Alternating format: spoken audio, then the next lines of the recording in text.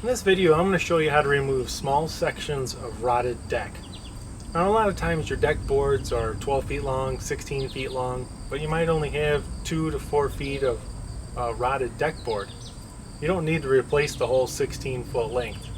It's probably going to be hard to pull up, and it's going to be a pain in the butt to get back put in.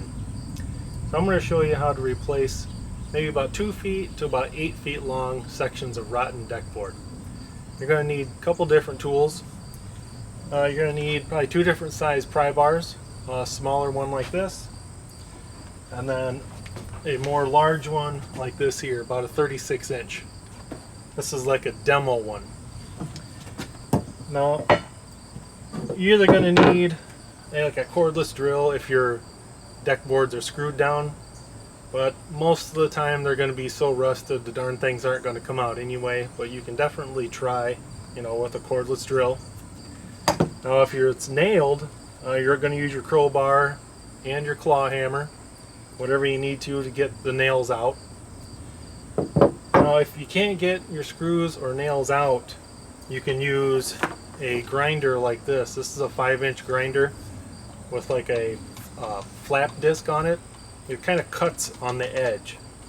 What you can do, you just touch the top of your screw or nail heads with this grinder and it will take the top of the heads off. That will allow your deck boards to pop up. So once you figured out the best way to get just a section of the deck board up, and you do have to start on an end. You can't start somewhere out in the middle. You have to start at least on the end of a board. But once you start getting it popped up, I'm going to show you how to saw that section out. But here you can see this rotted board here. Sections of it are all rotted out. I started here on the end and I pulled it back until I knew there was no more rotten board, which is going to be right here. This is where I'm going to cut it. So then you just take another board. I generally like to use a 2x6, and you're going to wedge that underneath like that, because you need to have this board here up off of the deck by a good 1.5 inches, because we're going to saw across here and you don't want your saw blade hitting the other part of the deck. So let me back up here a little bit so you can kind of see what it looks like. And in this section here I'm going to remove about 8 feet, and this board happens to be a 16-footer, and the rest of it is in pretty good shape. I'm missing maybe 2 screws, and that's about it. So I'm going to saw this section out to replace. And then this one over here, very similar. You have to start on the end, work your way down until there's no more rotten wood, which is, it's going to be about right here. I'm going to make the saw cut right here. You're going to want to make sure that you don't have any screws in your boards before you saw them, so that one's going to have to be, I'll either hammer it out with a punch or something. I'll saw it right across there. Once again, that's another 16-footer that goes way down there. So this method works good for removing 2 feet to about 8 feet sections. And if you're going to take the entire board out, this way works as well. You just kind of use that board there as kind of a wedge and keep working your way down the deck. So now that I know where I'm going to cut this one, I'm going to replace it with an 8-footer. I'm going to go ahead and cut it, put the new board in, and show you what that looks like. So you're going to make for certain you have no screws or nails in your line of cut. So you're going to measure your new deck board, which, let's say I'm going to put in an 8-footer. Now it should be 96 inches, but it's 96 and an 1/8. So I know I need to cut on this side of these screw holes. Usually you're going to cut either, you got pretty much 3 choices. This side of the screw holes, dead center, or this side. It just depends on the length of your new deck boards. They're going to vary by 3/16 of an inch.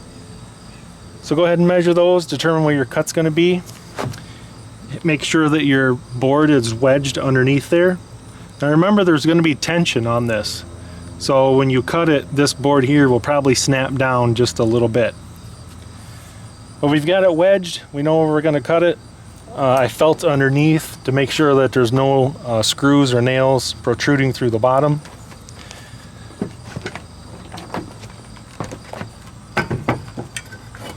And then you also want to make sure the depth of your cut, you don't actually have this slid up so that you're going to cut 2 inches deep or something.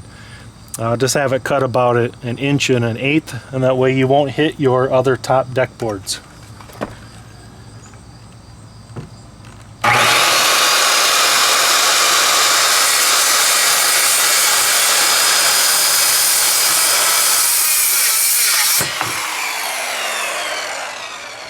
Now, because there's tension on this board when you were cutting it, 99% of the time you're going to get a little bit of chip out right here. So just take a chisel and you're going to want to chisel out that last little chip out piece. Just like that. And now that you got that old rotted board out of the way, you're going to want to go down all your joists and clean out all the dirt that's in here. There's going to be lawn clippings, there's going to be dirt, there's going to be wood shavings, there's going to be hair. You're going to find all kinds of debris in there. So go along, use your chisel, get all that out. As you can see right here, I have a broken screw. So I'm going to get that out, clean off all these joists, and then we'll lay in our new deck board.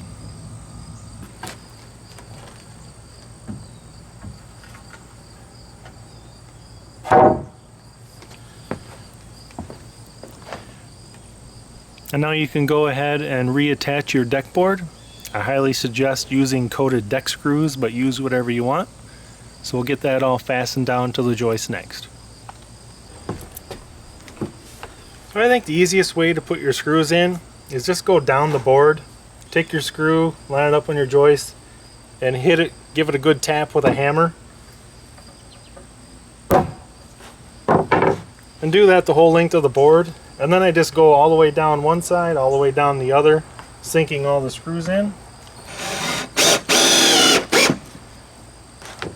And it seems to work a little better, easier, faster, more efficient way to me. I'll finish these up and we'll go on to the next step. Alright, I've got one last tip for you guys. You know how when you're at the end of your deck board and you're putting your screw or nail in it, and it usually splits out, splits open, or it chips out the end? I'm going to show you how to stop that. You're going to want to pre-drill the holes at the end of your boards. I choose a drill bit that's about half the size of the screws or the nails I'm putting in.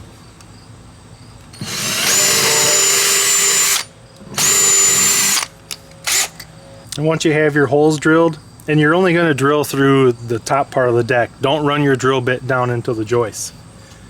Once your holes are drilled, you can go ahead and start your screws.